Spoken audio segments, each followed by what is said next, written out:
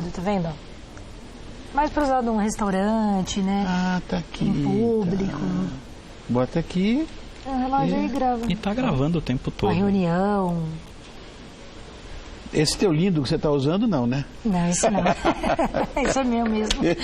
Caneta. E a caneta ela tem na frente, tá vendo? A microcâmera também, coloca aqui, no bolso. mas é micro câmera, olha. É.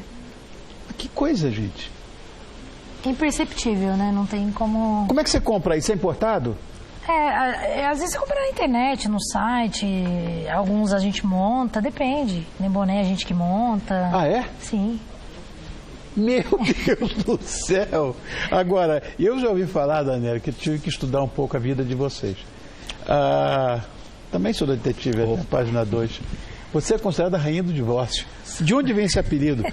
Casos inacreditáveis na sua carteira de cliente, né? Verdade. Ele, como ele disse, ele, né, que faz mais busca de animais, assim. Eu não. Meu forte é o conjugal. Né? A maioria dos meus trabalhos são conjugais. Então, 70% é na parte de traição, separação. E aí eu fiz uma matéria uma vez para uma revista e eles colocaram a rainha do divórcio. Aí a gente começou a rir. Era uma matéria inusitada? Era uma história... Era uma matéria falando sobre a profissão, né? Sobre quantos casos eu atendia no mês, sobre quantos separavam ou não, né? E aí ficou esse apelido de rainha do divórcio. Tem coisa feia, tem coisa grave, tem coisa chata? Sempre tem, né? Inusitadas, estranhas, diferentes? Tem. Hoje, por exemplo, eu estava antes de vir, né, gravar o programa com vocês, foi uma senhora no meu escritório retirar um material, né, e o marido dela estava traindo ela com a cunhada. Ela foi com a mãe lá, ele estava saindo com a cunhada. Meu Deus. E aí a mãe pegou e falou, meu Deus, como que eu vou contar pro meu filho? Aí a mãe não sabia se ajudava ela que estava chorando ou como que ela ia fazer para contar pro filho dela. Deus do céu. Né? Então é umas situações assim bem complicadas, mas é divertido também. Qual foi o caso mais complicado que vocês desvendaram? Quem fala? Fala você, depois eu pergunto. Complicado? Na verdade, assim, todos os casos têm a sua dificuldade ali. Tem um outro que a gente acaba se lembrando. Tem um que eu me recordo bastante, foi logo no começo da carreira, quando eu entrei na agência. Uma senhora chegou no nosso escritório, ela e o irmão dela, eu lembro muito bem, o irmão dela estava com muita vergonha, encapuzado. Por quê? Encapuzado, acho que com vergonha da situação. Ela sentou e começou a contar a história dela. Ela disse que foi ao mercado, usou o carro do marido, e quando ela voltou para casa, que ela tirou as compras do porta-mala, ela se deparou com uma sacola que ela desconhecia. E aqui eu vou fazer o que ela fez lá. Ela pegou aquela sacolinha no nosso escritório, colocou em cima da mesa, desfez o nozinho e foi colocando em cima da mesa as coisas que tinham dentro da sacola. Quando ela foi tirando, era algema de veludo, máscara, óleos milagrosos. Sim, feticismo o tempo inteiro. Total. E aí ela não sabia de onde que era, obviamente. Ela deduziu que era do marido e pediu para que a gente investigasse para ver o que estava acontecendo. Ela suspeitava, lógico, da traição e a gente foi investigar. Nesse caso, a gente descobriu que ele era completamente ficcionado em fetiches. Ele tinha grupos em rede social de pessoas que se encontravam só para isso. A gente até descobriu que tem níveis de sadomasoquismo, uma coisa muito complexa. E ele já era quase o magnata lá em cima. E ele tinha essa vida dupla dele ali, em paralelo à família. O relacionamento era fantástico. Ela falou que ele não faltava em casa em nada, sentimentalmente, ou até na parte física, sexualmente. É um cara fantástico. Mas ele tinha esses fetiches, eu acho que ele tinha medo de levar a mulher para esse mundo. Não sei se talvez com ciúme de dividir ela. Ou até mesmo não tinha coragem de propor isso para ela e ficar chocado e perder esse mundo que talvez ele já fazia parte antes mesmo de conhecer ela. Como é que é tratado isso, o anonimato? Porque tem que ser assim, né? Então, nós fazemos um contrato, né? O cliente é protegido por lei, não? Sim. No contrato da minha agência, por exemplo, nós fazemos ali onde a gente preserva toda a integridade do cliente, o nome, né? Ninguém vai saber que foi ele que contratou, somente eu. Então, assim, quando a minha equipe vai fazer o trabalho, não sabe para quem é, não sabe quem é, somente eu e ele. E ali eu faço uma cláusula de confidencialidade, né? Onde jamais alguém vai saber que ele me contratou, que esse trabalho foi feito. Recentemente a lei do detetive foi sancionada e um dos artigos é justamente essa questão do contrato que tem que ser feito com o cliente.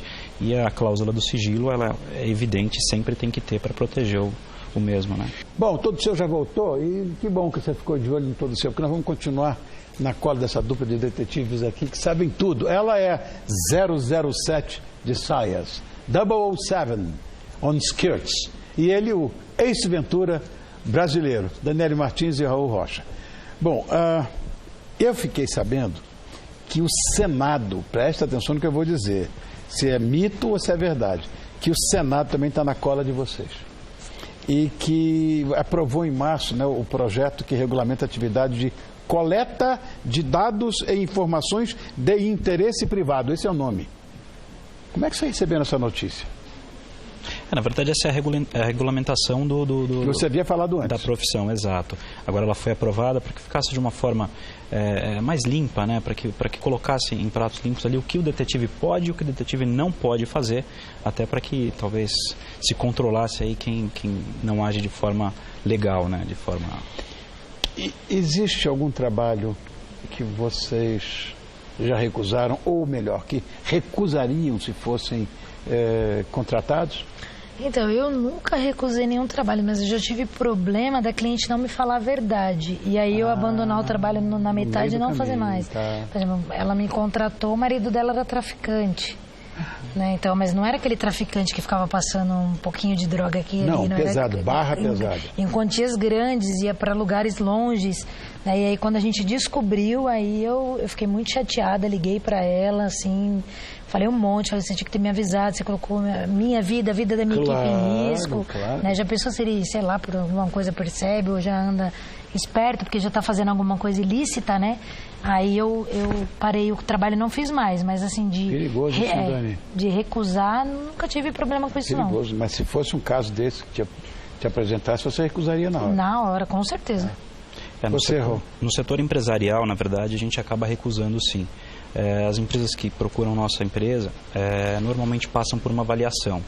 A gente presta um serviço de contra-espionagem, né, que é localizar grampo, esse tipo de coisa que a pessoa pode estar ali sendo vítima, até por um potencial concorrente.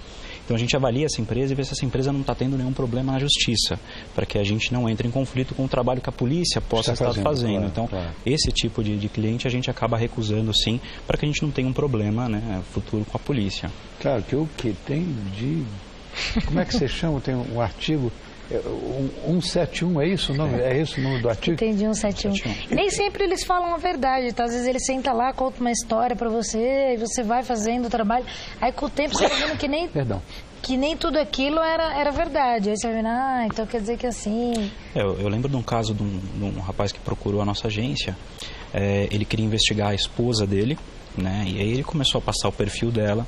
Ela seria uma garota de programa, ele tinha conhecimento da situação dela, sabia que ela fazia isso como profissão e queria saber da vida dela. Eles haviam se separado e ela levou os filhos embora, né, para outro lugar e deixou ele sozinho.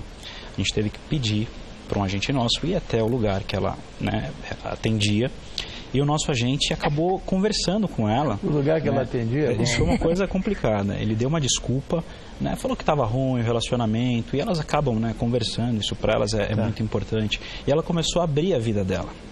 E ela comentou que ela tinha 3, 4 namorados naquela vida, e que os pais do filho dela... E ela começou a dar o detalhe do pai, que era completamente o oposto daquele cara que teve dentro do escritório. Aquele cara que teve dentro do escritório, ele queria saber onde ela morava, porque ele ficou apaixonado por ela. Ele não era o pai dos filhos dela, ele não era marido dela e nunca foi. Então, assim, ele mentiu, né, pra gente, e quando a gente descobriu isso, obviamente, a gente rompeu o contrato com ele, porque o que a gente estaria fazendo ali, dessa informação para ele, é totalmente antiético, né? A gente descobriu onde ela morava. De fato, a gente acompanhou ela saindo do trabalho, fomos até a casa dela, mas você vê que o cara mentiu para ter aquela resposta que ele precisava. Isso é horrível, né? Sempre tem dois lados, né? Então a gente... tem a verdade de um lado, tem a verdade do outro, e tem a verdade que ninguém fica sabendo, né? É complicado. Demora muito para resolver um caso desse? Em média, 15 dias. 15 dias só? Eu costumo dizer que em torno de 5 a 10 dias, né? O conjugal. O conjugal. Quando a gente fala do conjugal, né? Quando a gente fala do empresarial, aí já parte para outro nível. Muda tudo. Coisa de meses. Minhas crianças, adorei conhecer vocês. Muito obrigado. Foi muito interessante essa foto, gostei muito. Quero deixar aqui minha gratidão. Vocês querem algum recado? Vocês têm algum recado para deixar? Claro, Paulo, eu vou deixar meu site, tá? Se alguém quiser, é detetivedaniele.com.br. Lá tem todas as informações, reportagens, telefone, quem precisar. Beleza, você, Raul? Bom, os nossos serviços você pode encontrar no detetives.com, esse é o nosso site. Lá você encontra também todas as informações e pode se informar sobre qualquer serviço que você precise. E ligando para a gente aí, a gente está 24 horas pronto para atendê-los. Obrigado, crianças. Mas isso eu estou impressionado com essas coisas.